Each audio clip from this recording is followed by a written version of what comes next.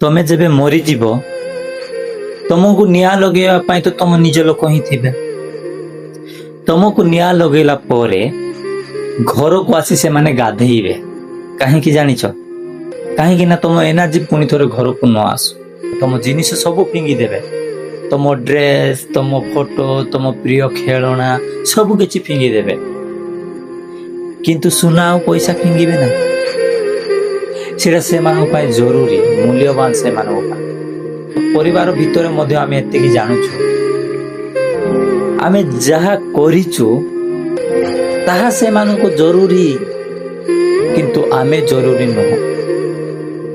ମାସେ 2 ମାସ 3 ମାସ ପରେ ଏ ପୃଥିବୀରେ ଆମ ନାଁ ମଧ୍ୟ ଲିଭିଛି, ଆଉ ଆମେ ସବୁ ଭାବିଥାଉଛୁ ସମାଜ କଣ କରିବ।